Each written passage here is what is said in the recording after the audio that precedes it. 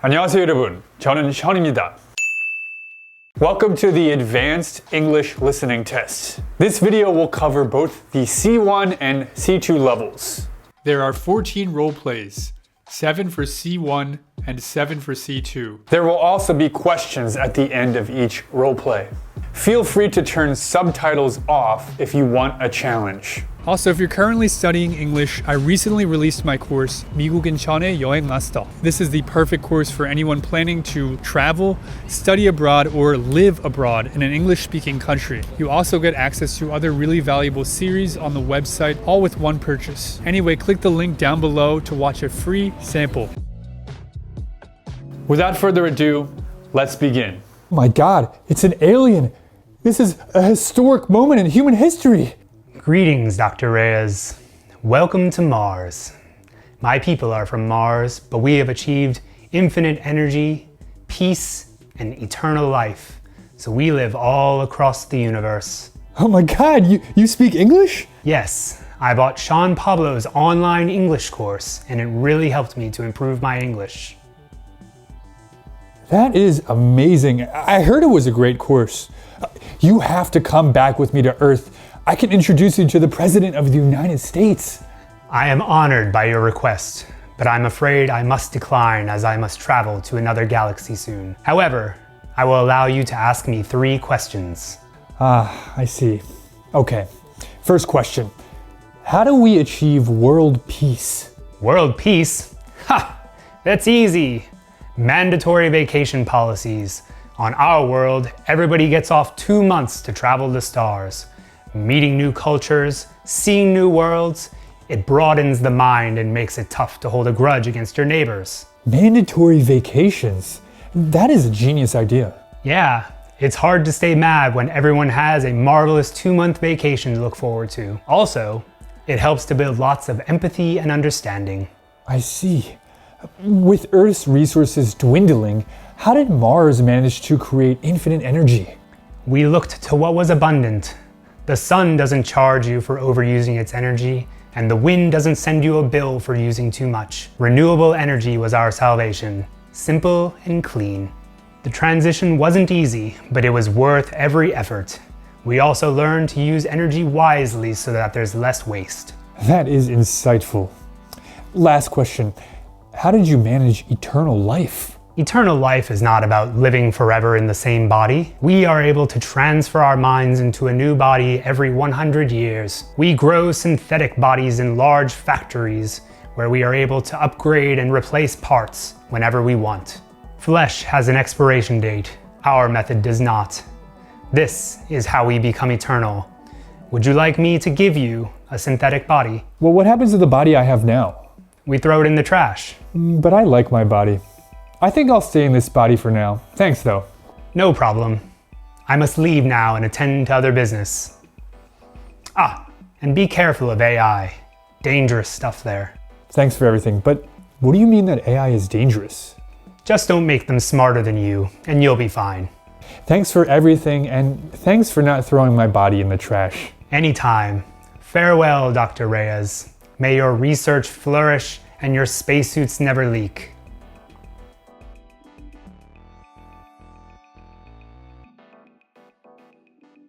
Sean, do you use social media to keep in touch with friends and family that are living in another country?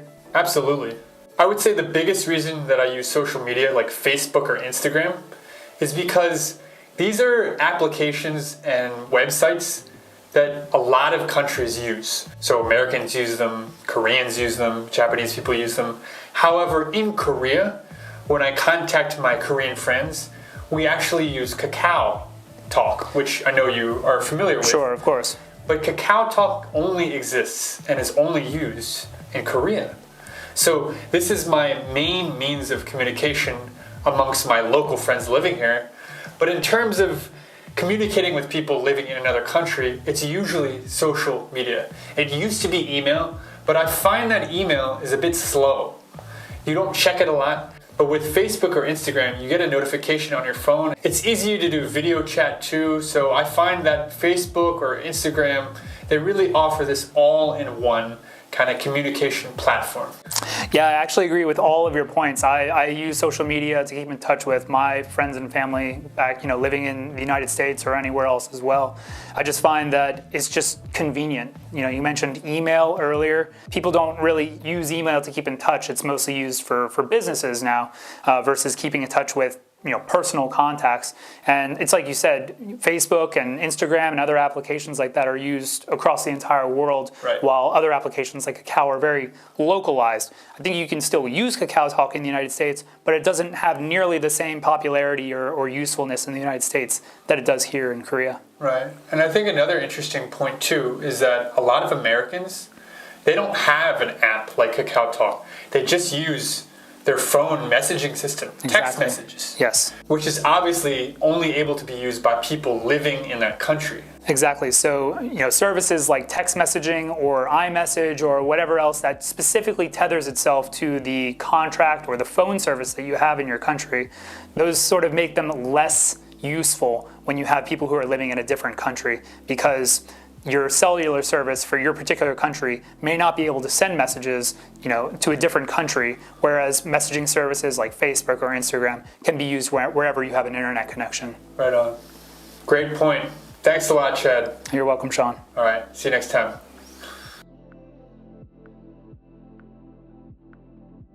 No, bro, you're wrong. Busan is a way better city than Seoul. Nah, man. Seoul is the best, and I'll tell you why. First of all, if you want to get a job in one of these big companies, Seoul is the place that you're going to have to be. Doesn't matter if you're a Korean, a foreigner, like if you want a job at Kakao or Naver or Samsung or any other place, you got to be in Seoul. It's where all the headquarters are. It's where all these big jobs are. Second, especially as a foreigner here, if you don't speak Korean that well, you're gonna need to be speaking English. And in Busan, I feel like there's just not nearly as many people down in Busan who are speaking English as the number of people who can speak English here in Seoul. And lastly, just think about the number of things to do here, man.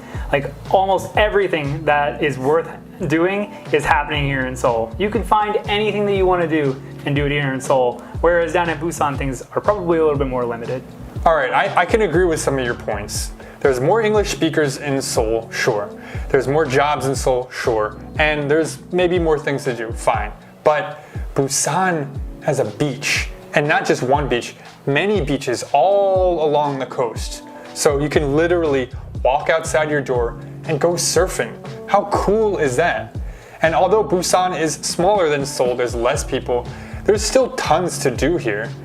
We have restaurants and events and festivals. We have the film festival that happens in Busan, right? And my last point is that Busan is way cheaper than Seoul. If you want to get a nice apartment in Seoul, you have to pay an arm and a leg. It's really expensive. But in Busan, with the same amount of money, you can get a way bigger place. The bang for your buck in Busan is way better than Seoul. And in terms of jobs, because of the coronavirus, these days so many people are working online anyway, as a programmer or a video editor, YouTuber, Photoshop expert, or if you're like a video subtitler, you can easily just work online. So remote working is becoming more and more popular anyway. So I feel like that's going to become obsolete. The necessity of living near and in Seoul. When it comes to food and everything, just go down to Itaewon and you can find anything you want to eat from tons of different cultures. It's so diverse. Whereas in Busan, with such a smaller foreign population, you end up eating the same thing over and over and over again because it's it's near the coast. It's a seafood city. Yeah, I guess, but you don't go to Korea, you don't go to Seoul to eat pizza. And where's the freshest Korean food? Right near the ocean. You have fresh fish. Busan is the place to be, man. I hear what you're saying. All right, I guess we can just agree to disagree. Yeah, I think that's best. All right.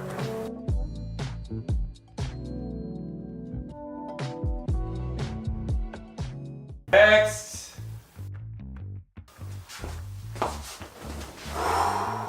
Last call. I'm coming. Hello, please introduce yourself.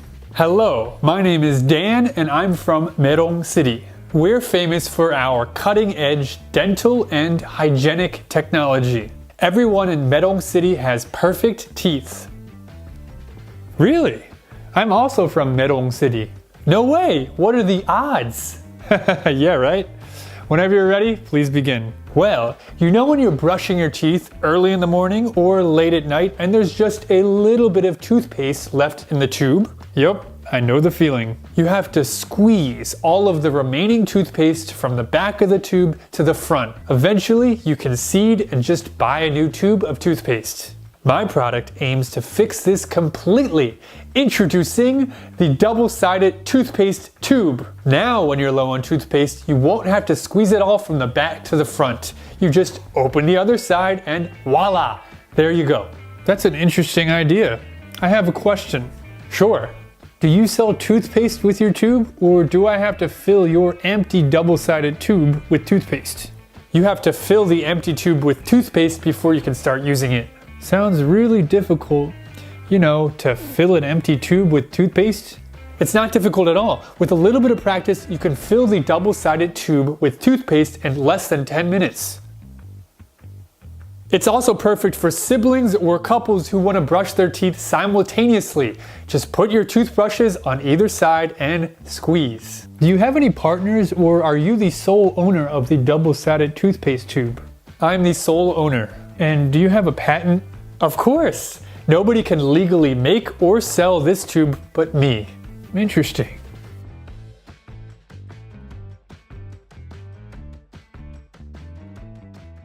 No, man, you're wrong. Here's my first reason as to why it's not worth sending your kid to university or going to university. Okay. First, you can learn almost anything on YouTube or online or from someone or at an academy. It's so expensive going to university, you can just teach yourself. Think about being a YouTuber, a video editor, a programmer. Why go to university when you have all of this stuff, all of these resources practically free at your fingertips? Well, first I just want to say that it can be very expensive depending on what you want to do with your life. It's a big decision, but a lot of people don't have the luxury of being able to learn in every environment given to them. Most people, such as myself, really need a full immersive environment where they can surround themselves with like-minded individuals and physical contact with the things they're learning. Okay, that's a fair point. It's a fair point. Everybody learns differently. Some people learn well in the classroom environment. Here's my second point. All right. The student loans that you have to take in order to attend university, especially in the United States,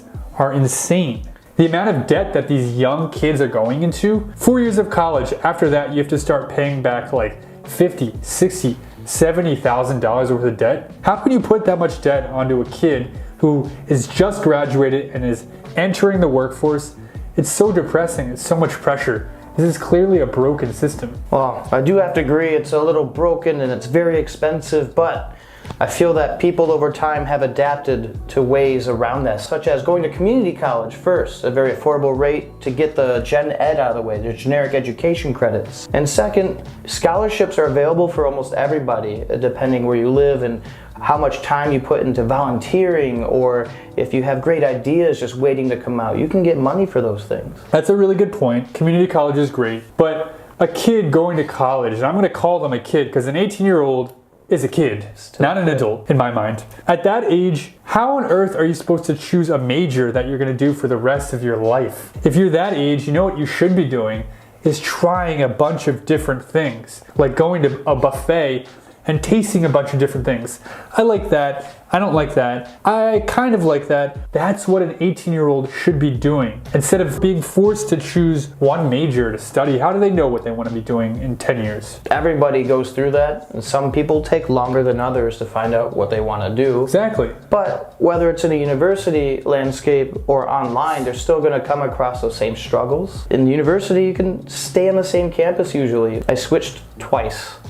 And it was very convenient. I didn't have to leave, didn't have to change dormitories, didn't cost me anything except for maybe a couple extra classes to make up. Yeah. My last point is that when you're young, when you're 18, 19, 20, I think one of the best things you can be doing is traveling, trying new jobs, meeting people, going to different places. But I feel like a university environment is a very synthetic, unnatural environment that isn't really training young kids to do very much at all. It's nothing like the real world. It's very insulated, and I don't really think it's a great use of their time. I will admit that it's very stimulating and good for their social development. I can admit that. But there's many other ways you can do that besides going to university. Well, I do agree wholeheartedly that traveling is amazing, and I feel like everybody has to do it. It changes the way you perceive the world, but that can be expensive in itself as well.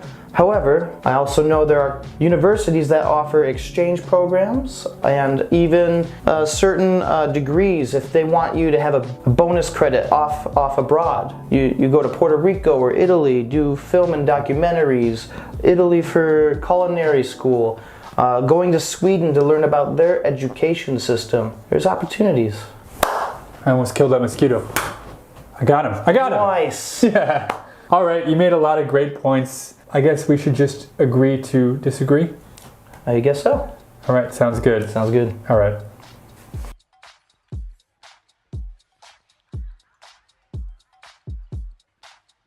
Do you think people are born outgoing, or do you think introverts can learn to be more extroverted? I think based off of some of the science that I've read, that extroversion and introversion is a genetic trait. It's something that, you know, is kind of in your genes. Yeah, but I also believe that you can be a well-adapted introvert or like a well-adapted extrovert, right? So if you're an introvert, that doesn't mean that you necessarily can't talk to people. You know, introvert and extroversion just means like where you get your energy from, right? Yeah. If you meet a lot of people and you get your energy from big groups, you're an extrovert. If you need time to yourself and to be alone, a lot of times they call you an introvert. But it's mostly genetic, so you're not going to find a different way to get your energy. Yeah. I can only talk about this in a personal way in terms of my own experience. But I find it really interesting that I actually, one day I kind of just changed. I think it was in college. In high school and university, I was pretty introverted actually. I preferred staying inside and playing games and hanging out with the same groups of people. And ever since I studied abroad and I really shocked my system and I lived in Italy for 4 months and had to meet new people, I realized that there was less of a fear to doing that. And these days, like, I thrive off of meeting people. I love hanging out with friends, meeting together and playing board games.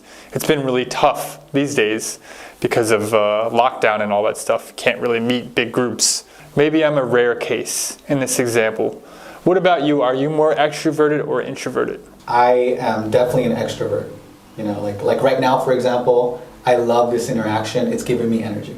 After I talk to my friends on the phone, I feel a lot of energy. And I love that. So I'm 100% an extrovert. However, I also have learned to be alone when I need to be alone and, you know, journal and do things by myself. So, and I've learned the value of that. So even though I know I'm an extrovert, I still obtain some value from being alone. Right. Yeah. You're saying that there's a lot that extroverted people can learn by living in a more introverted way. Even if it's uncomfortable, both types of people can learn from each other. Yes. In big ways. I think if you can be more flexible and be able to switch back and forth, I think that's really useful. I agree. There's a lot of opportunity for growth. Yeah. Yeah, by learning what the other side does and how they energize and being open-minded about it, there's definitely a lot of opportunity to step outside your comfort zone and get the best of both worlds. Yeah. Great. Thanks a lot. You're welcome. Yeah. See you guys later. Bye. Bye-bye. How you doing, George? I'm doing very well. How about you? Doing pretty good. I got a question for you. What is it? How did you meet your girlfriend? We met online through an online dating app. How about you? I also met my girlfriend online. Yeah. 20 years ago, that would have been quite an embarrassing fact. Right. And so, what was your first date with your girl? We went to a cafe. Yeah. How about you? We went to get food and then we had a beer. Okay, that sounds quite a fun date. It was great. Well, she had to work, so we could only meet in the evening. Nice. Yeah. So, What are some good qualities to look for when you're looking for a romantic partner? It's kind of an obvious one, but I think it's really important to have some things in common. Okay. Or a lot of things in common. Yeah. For example, watching films together, reading books together, collecting vinyl. Yeah. Is that what you do? That's exactly what I do. Okay. How about you? Me and my girlfriend, we like to watch movies. We like to go hiking. We're very active. But I think one of the biggest things is we just love to play games together. I love games. I like video games, computer games, board games, even drinking games. I'm a huge fan, and so is she. So when I'm with her, it doesn't feel like work. Yeah. It's not boring, it's fun. Yeah. And I just really enjoy our time together, so I completely agree. If you're spending a lot of time together, you want to enjoy that time as much as possible, and also you can bond over those activities as well. What do you think are some important personality traits? For me, I would say someone who's kind, because you see them every day, so you want someone to be nice to you, obviously. But also, I think a sense of humor is extremely important. Because that's like how you really feel connected to someone. Through sense of humor, you laugh at similar things, and you can make each other laugh.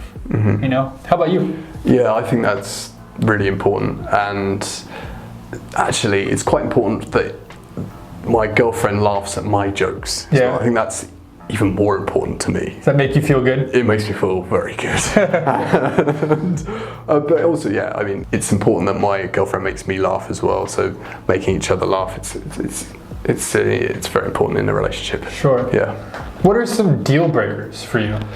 Constantly using their phone on the first date. Oh. I hate that. It sends the message that they don't really want to be with you, and they're not really interested in talking to you, and they would actually prefer talking with other people. Sure. It's a massive turn off. Yeah. And especially if they do that on the first date, I don't really want to speak to them ever again. Yeah, fair enough. Yeah, how about you? For me, like, I'm a pretty ambitious guy.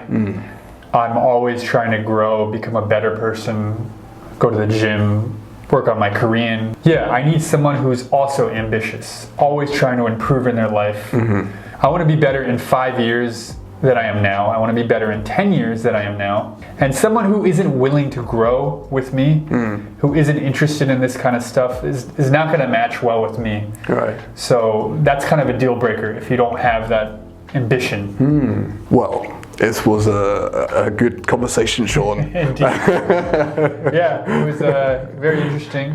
Thank you very much for sharing your thoughts and opinions. All right, see you later, everybody. Bye-bye. Bye.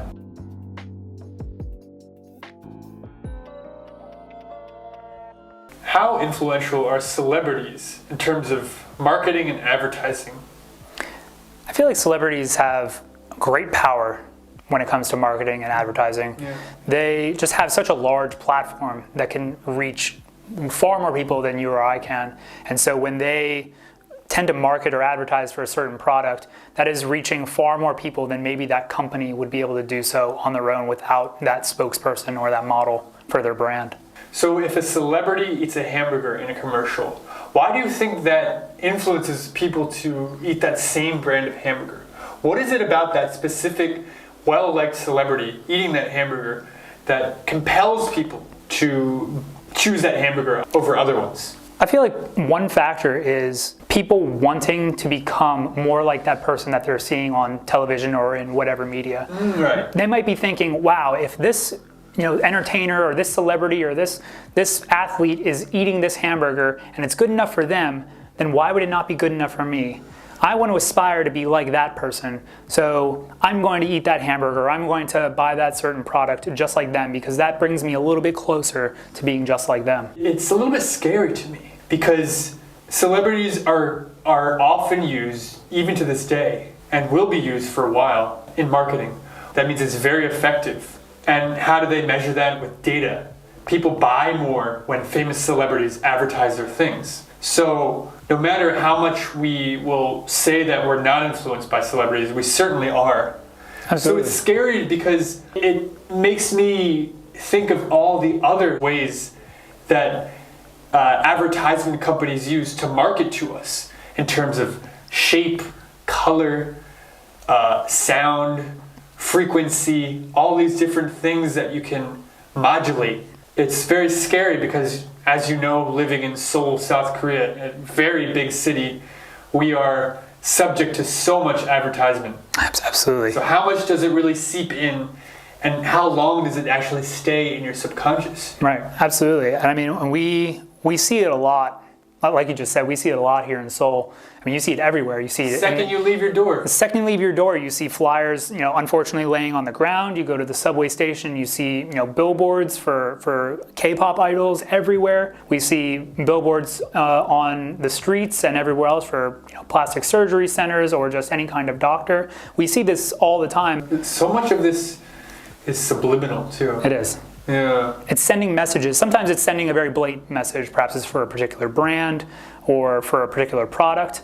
But you're also seeing the way that person looks. And it might have nothing to do with the product that they're advertising for. And it might send a message into your brain. If you're a woman, it might be, wow, look at how she looks. If I drink Coca-Cola, if I drink Coca-Cola, like that too. Exactly. Maybe my body can become like that, and in whatever fashion. All right, I think we've pontificated enough for today. Yeah, I think so. All right, thanks a lot, Chad. Thank you. All right. So, Chad, what do you think are some things that are going to become obsolete in the near future? I think one of the things that's really going to become obsolete pretty soon, if it hasn't already, is cable television. So many programs are now streamed over the internet through services like Netflix, Hulu, Disney Plus, and a bunch of other different services that the number of people who are watching actual cable television now is slowly but surely going down and will eventually go to zero, since you can pretty much get whatever channel you want over the internet. I've also noticed that there's such a huge difference between old and young people in terms of where they get their news.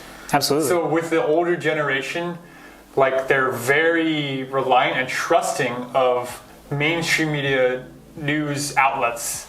So it's interesting when I speak to my mom and my dad, how we often debate over certain news cycles and news, situations that are released.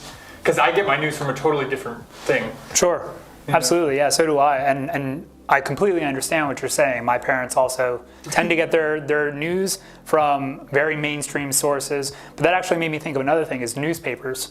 Yeah. Newspapers probably aren't going to be around, at least in their physical form, for too much longer, especially for the younger generations. We get most of our news on the internet. We get it on the computer, whether it's through a news service like the New York Times, or if it's on a different web service such as like CNN Online.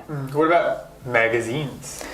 Magazines, I feel like there's still a market for magazines. Why? But it's more niche. I think that's really what it's about, is whatever that specific topic is. So if it's about music, or it's about a certain sport, perhaps Fashion. running. Fashion is another great one. I feel like it's very topic dependent, whereas other news sources generally just try to cover everything at once rather than a very specific niche topic. Very good point.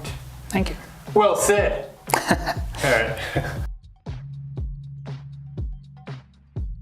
So in this day and age, is it more useful to be independent, able to take care of all the daily necessities in your life, and able to work by yourself?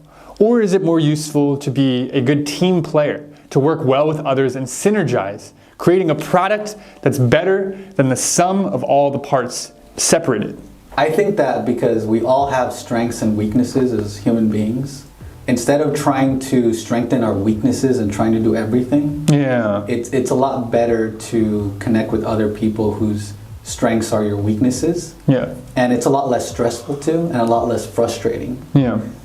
Because if you just try to do everything, try to figure everything for yourself, you spend a lot of time, energy, and creativity into that. It's time, energy, and creativity that you're not putting into being the best at what you're already good at, your advantage, your unfair advantage in life.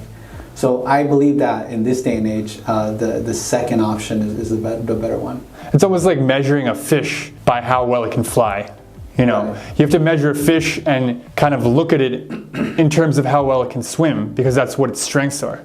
Right. It's funny though, because this question actually reminds me of the old days. So I think there was a scientific study where they looked at Native Americans in the US hundreds and hundreds of years ago. And actually their brains were more developed in a lot of ways because your average person had so many more individual skills because they had to do everything by themselves. Hunt, cook, different types of ritual, clothing making, their own medicine making, building a house. Whereas in this day and age, like you have to be able to use the internet, pay your taxes, and do your specific skill that you're actually getting paid for. So I think in this day and age, we've certainly, and I think decades ago, have arrived in the age of the specialist, where we thrive because we have so many people living in a centralized population, right? The way that I like to think about it is that we all have our zone of genius, whatever that is. Right? For you, you're so talented right, when it comes to creating videos and producing videos. What else am I good at? Keep going. Well, you know, this video can't be that long, so I can't go into everything that you're good at. That's a good point, yeah. But, you know, we all have our zone of genius, and the way I think about it, you know, the longer and the more time and energy we spend inside of our zone of genius, the farther we'll go in life, because that is our competitive edge, and we should be able to try to minimize the time, energy, and everything else that's spent outside of that zone of genius, and give it to other people whose zone of genius are those things that you don't necessarily do well. Yeah. You know, so always 1 + 1 will equal 3 if you know how to synergize with other people. Ooh, well said. I'm going to play devil's advocate for a second, though, and challenge you by saying, how do you reconcile what you just said, focusing on your strengths, with the fact that sometimes people need to challenge themselves and grow and try things that they're not good at or unfamiliar with, and maybe they can even find and uncover new talents, hidden gems, so to speak, within their you know, capabilities? Yeah. No, that's a really good question. And like the way I approach these hypothetical, you know, questions, right? It's never a black and white kind of thing, right? There's always balance, and there's always value in taking either approach, right? So to answer that question, I think if you're passionate about something and you're curious and you're interested in it, then you should definitely explore it. You should definitely try to do something with it. And you know, at the end of the day, if you're making progress and if you're enjoying it, and if it's something that's beneficial to your life, then go for it. But I've noticed in my own personal life that if I try to do something that I hate or that I'm not good at, or that it doesn't give me any real value, that I can just have someone else do it, then I just end up frustrated and unhappy. You know? So it's really about yourself and you know, what you find most interesting and what will bring you the most happiness and success in your own life. An author that I really like, Tim Ferriss, says in a really poetic and concise way how you should go about picking things that you want to learn and focus on. He doesn't say what brings you happiness, he doesn't say what you're good at, he says pick things that excite you. And I think you kind of are alluding to that, like, I'm not good at it and I hate it. So that's definitely something you should get someone else to do or pay someone else to do. I totally agree with. 100%. But if like you're not good at something but it still fascinates you and it excites you, I think that's grounds for exploring it when you have the free time. Yeah.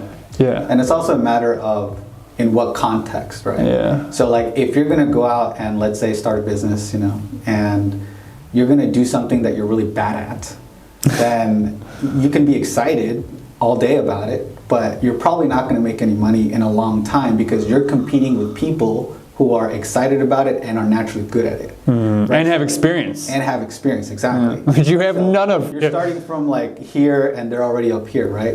So in that context, I would advise that it's probably not wise to, no matter how excited or interesting it is, it's probably not wise to venture down that path.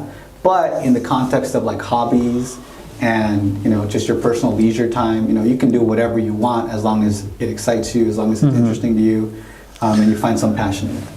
Okay, but what about this? I'm excited about sleeping in my bed. This is a passion for me. But I don't think it'll bring value to others. Right. So how do you differentiate things that are exciting and you're passionate about, but it's really hard to derive any type of value to others from this fascination that you have? So I think it depends on what your goal is, right? If you're trying to look for something that, let's say, is going to, if this is purely in the context of business, benefit to society. Benefit to society, okay. Then we know objectively that you sleeping in your bed is not going to bring any benefit to society. Okay. You know, like there's real no debate there. It's something that objectively you can just look at and say, this activity is not going to bring value, but it makes me happy. It makes me, you know, comfortable. It gives me energy. So that's something to consider as well, right? So that's why I like to differentiate it. Are we talking about the context of business and bringing value to the world and making money and contributing? Or are we talking about the context of just personal leisure time and fulfillment and happiness, right? So depending on which one we're talking about, I think that the answer changes just a little bit. Yeah, right on. Well, I could bother you endlessly with different points here and bring there. it on, let's talk about it. Anyway, though, I think this video has gone on long enough, and we'll talk about something else next time. Sure. All right. Thanks again. Catch you next time. Bye. Bye, guys. Hello again, George. Hello, Sean. So I have a question this time again. Yeah. How important is it to learn a foreign language in the UK? I think it's very beneficial to learn a foreign language in the UK, but it's not important in the same way as it is to learn English in Korea or Japan or elsewhere. If you know a foreign language, it's definitely an advantage in the job market, but it's definitely not essential. Okay. How about in America? I would say it's similar. In all the big cities, LA, New York, Chicago, English is the business language, the official language. However, there are a lot of areas in the US that speak Spanish or even Chinese or even French. So I would say it is beneficial to speak other languages within the US because we are so multicultural. Mm-hmm. However, you will have zero problem if you only speak English, and Americans actually have a stereotype of not learning any other language than English. So yeah. I think the UK is similar, right? It's very similar, yeah. I don't know what percentage of the population can speak a foreign language, but I'm guessing it's probably one of the lowest. I think a big difference is in the UK, there are tons of people from different countries who speak English amazingly well. Yeah. So it's almost like a given. Yeah, so when we meet someone who speaks English well, we don't really react in the same way someone in Korea would react to someone who speaks like a tiny bit of Korean. You know, they react in a very congratulatory way. Yeah. So if a foreigner spoke even a little bit of Korean in Korea, Koreans would say, wow, you're amazing, and compliment them, which would not happen in the UK. You can just say hello in Korean, and especially in the countryside, it'd be just like, oh my God, like, how did you learn this? Yeah. You are a language god. Yeah. Whereas that always feels nice. Whereas in England, if your English isn't your first language and you're in England and you talk about rocket science, no one would bat an eyelid. Yeah, right. That's so weird. It is weird. It's kind of sad, I think. In the US too, we have so many people who speak only English. They don't understand how hard it is to learn another language, especially a language that's so different from their own. Like if you're a Korean or Japanese person born in Asia and you go to the US or UK and you learn English and you can speak about rocket science. Yeah. That's extremely impressive. It's very impressive, yeah. And also it's nice to compliment someone on their language abilities, because their reaction is also very nice to see. You know, it's like, oh, thank you for acknowledging my efforts to learn your language. My years of hard work. Yeah. All right. Thank you so much for listening, everybody.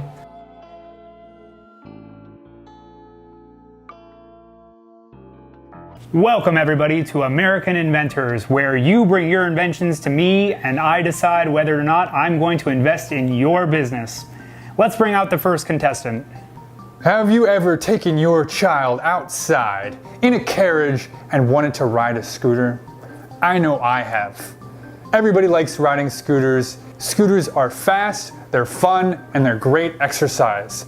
Turn the chore of taking your baby outside into a hobby by using the scooter carriage. Everyone in America is going to be using this in 2 to 3 years, I'm confident.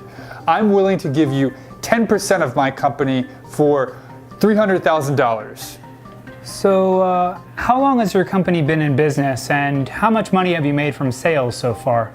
Well, we started about 10 years ago, and in that 10 years, we've had about $100 worth of sales. I'm sorry, did you just say $100 in sales? Who are the people who bought $100 worth of your product over the course of 10 years? Actually, it was my parents who generated those sales. I see, and what is the price point for one of these scooter carriages? $50, sir. So why would I give you $300,000 for only 10% of your company when you've only made 2 sales over the course of 10 years? Well, I'm confident with your marketing expertise and your connections in the business world that we can make maybe $1 million worth of profit in about 2 months. How many accidents have there been with this baby carriage scooter? 2, sir.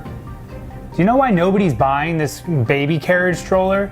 It's because it's so dangerous. You shouldn't be riding a scooter while you have a baby in a stroller. Get out. Next. Have you ever been cutting bread with your knife and realized that there are so many breadcrumbs gone to waste? You just have to throw them out, not use them in any way. All the starving people in this world, all the starving animals in this world. What if we could create something that was a win-win for both humans and animals? I'm talking about the bird feeder cutting board. All of those scraps that you would throw out are transferred into a bird feeder for birds to freely and conveniently fly into and eat at any time of the day. This is a product that will be in every American home in the next 5 years. Believe me. This seems like a pretty niche market. It's really only for people who own birds as a pet. Or are you planning on chopping your bread outside, or what is the plan here? Well, the whole idea with this is to use it during picnics or at family parties in backyards. But let's think about it. Crumbs often end up on the floor when we cut bread, but this beats that any day of the week. Wouldn't you rather have your crumbs gathered neatly in a cup over them being on the ground? I see, and how many sales have you made so far, and how long has your company been in business? Actually, we haven't launched yet. In fact, we don't even have a patent. We haven't even built one yet. What you're seeing in this picture is merely made from Photoshop. So you don't even have an actual physical product yet. It's really just an idea that you've put together on Photoshop. What exactly are you looking for from me? An investment for a product that doesn't exist yet? Well, I was thinking I want to sell the idea to you so you can get the patent, you can make the product, and I'm sure you can make millions and millions of dollars. All I ask is 10%. So, what do you say? What do I say? I say that this is the least prepared proposal I have ever seen in my life. Just get out. Just get out.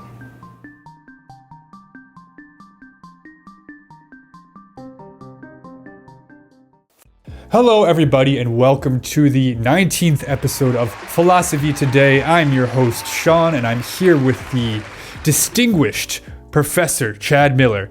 Welcome, Chad. It's an honor to have you. It's an honor for me to be here, Sean. Thank you for having me. So, are you ready for the first question, Professor? I'm ready. Hit me. Is there an objective good, or is morality purely subjective? There is no objective good. I feel like there's always a bit of subjectiveness to what we consider good and evil. I mean, it's hard to say. It's all based on personal values. And so I think it really just differs from person to person. With that said, we as a society have sort of determined what we consider objective good. But even so, we sort of collectively have subjectively determined what is the objective good. And so I think that's a good starting point to go from. What do you think, Sean?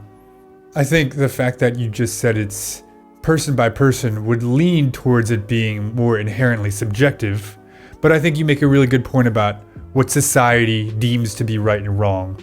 And so my question for you would be like, is society a good barometer of what is right and wrong? I feel like as society progresses and as it has progressed throughout the centuries, little shifts in what people consider normal or what people consider good has changed and sort of molded society into what we subjectively believe to be good. Because if you look back hundreds of years, there are certain practices that at the time were considered fine. There was nothing morally wrong with them. But in today's day and age, it's unthinkable. Slowly, as society has evolved, we sort of nudge our objective good or our subjective good in different directions. What comes to mind is the gladiators, subjecting slaves to fighting and killing each other. But also slavery in general also comes to mind in terms of it being subjectively okay, right? At that time. My next question for you is, does society always evolve in a progressive way, or can it perhaps devolve in terms of its morals? We like to believe that morals and the objective good, if you will, always progresses in a positive direction. But I think it's fair to say that there are certain things or certain events that could make us regress and go in a negative direction. You could argue that there was no super substantial problem prior to world wars or certain events, but then there's a sort of triggering action that sort of embeds certain ideas in people's minds that now, as we look at it in hindsight, we can view as a sort of regression in society and in morals. Do you have any examples of this? One that comes to mind is Pearl Harbor for the United States. So, prior to Pearl Harbor, Japan was, just this country on the other side of the Pacific. People probably didn't think too much about it, but then Pearl Harbor happens and you see a giant swelling of anti-Asian, anti-Japanese sentiment. And so now in hindsight, we could see that as, well, that's regression. If we didn't really hold any negative opinions about them prior to that, then we have this triggering action of Pearl Harbor and the anti-Japanese sentiment grows. Internment camps. Internment camps in the United States, absolutely, and just the general racism towards maybe not just Japanese people, but Asian descendants in America in general. We saw that too recently with COVID. Yes, absolutely. Yeah. Yes, COVID's another great example of, we don't really think much of it. There's no substantial anti-Asian hate in society, and then something like COVID happens, and almost without reason, we start to target certain people. And I think that can be seen as a sort of regression in morals, because there's no logical reason why this individual who has nothing to do with the pandemic or whatever should be held responsible for something like that. And so I think that's a good example of how morals in society could regress from where it was before. Professor Chad, thank you so much for gracing us with your presence and sharing your precious time with us. Thank you for having me, Sean. I really enjoyed the questions today. All right. See you guys on the next episode of Philosophy Today. I'm your host, Sean. See you later. Bye.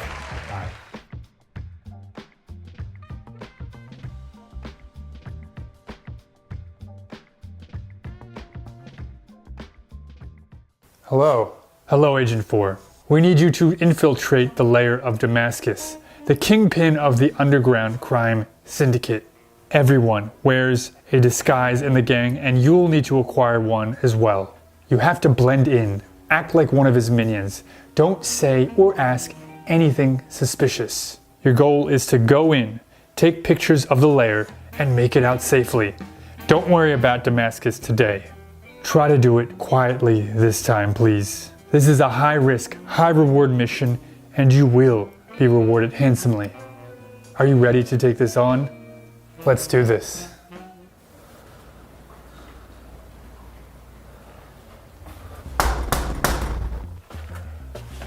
What's the password? Pizza delivery. I didn't order any pizza. Oh, is that right? I must have come to the wrong house. One sec. I came to the wrong neighborhood. Sorry for troubling you. Please accept this pizza free of charge. We have to make a fresh one for the guy who ordered this anyway. Well, what kind of pizza is it? Pepperoni. Just pepperoni? Pepperoni and sausage. It's a meat lover's pizza. Oh, I love meat lover's pizza. How many calories does it have? I'm watching my weight these days. Look, sir, do you want the free pizza or not? Yeah, sure, I'll take the pizza. Here you go.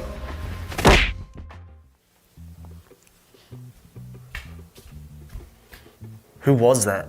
Oh, it was just a pizza delivery guy. He came to the wrong house.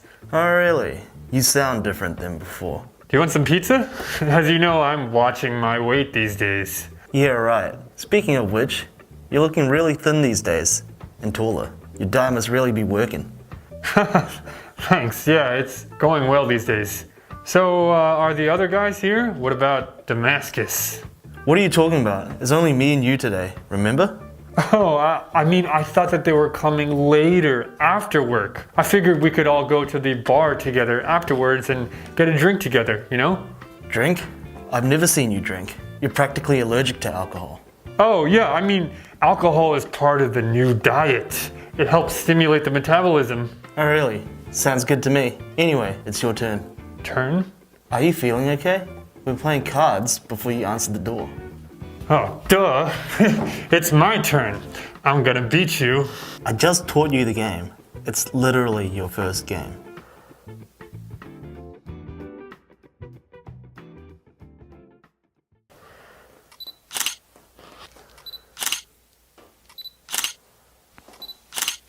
What are you doing? I'm just having a great time here with my bro, eating some pizza, playing some games. I want to remember this moment. Hey, you mind moving this way just a bit for a different angle? One sec. Something's off about you today.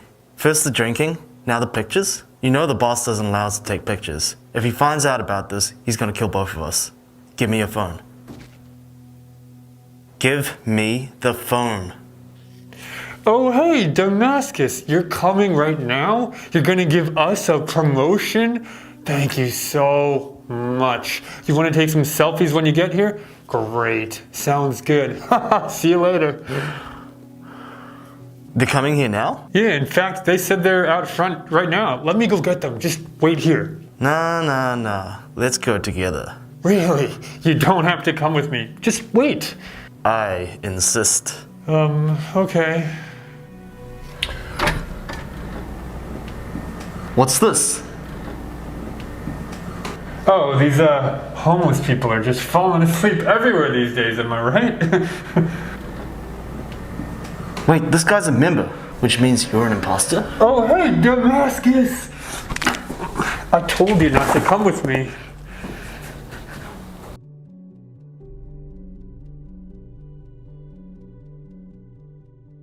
Well, Dan from Merong City. I have good news for you. As you know, I'm also from Merong City and I own a toothpaste brand called Merong Toothpaste. For a while now, we've been looking to update our brand image. You know, offer something unique to the market. That's why this is such a fortuitous meeting. You see, most other investors might have seen it as a red flag that the consumer has to fill the empty tube with toothpaste before they use it. But luckily, since I own a toothpaste company, we can fill your tubes up with toothpaste before we sell them to the consumers. I'm willing to offer you $1 million for 30% of your company. I'll also connect you with lots of professionals in the industry. This is the deal of the century. What do you say? Thank you so much for that amazing offer. If you don't mind, could I quickly call my father to just get his 2 cents on the offer? Sure thing. Excuse me.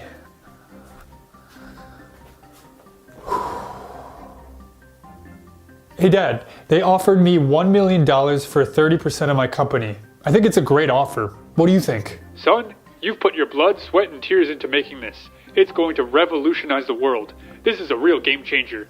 You should counter with 15%. You really think so? Look at it this way. I'm offering him an absurd amount of money for a simple tube. I'm going to introduce him to all sorts of powerful people in the field who will no doubt give him tons of other good opportunities. I'm doing him a favor. I should be asking for 50% of the company. Yeah, that's what I'll do. Welcome back.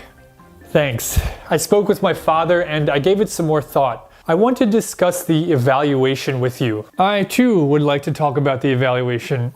You go first. Well, I put my heart and soul into this product and I think it's going to do wonders for your company. I think it's only fair to give away 15% of the company for $1 million. I'm sorry, Dan, but I'm going to be doing a lot of the heavy lifting. I'm going to introduce you to many experts in the field, and they're always in need of clever engineers such as yourself. This is a steal for you. I'm changing my offer to $1 million for 50% of your company. Whoa, let's just take a deep breath. Perhaps we can come to a compromise. How about 22%? I'll go down to 40%. 30% and you have a deal. Done. Nice doing business with you. Thank you so much for believing in me and my product. I can't tell you how much this means to me. I have so many...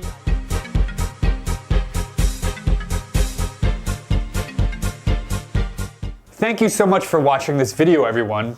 I hope it was helpful to you. Feel free to watch it again if you want additional listening practice. Once again, I'm Sean, and I will see you in the next video. Bye.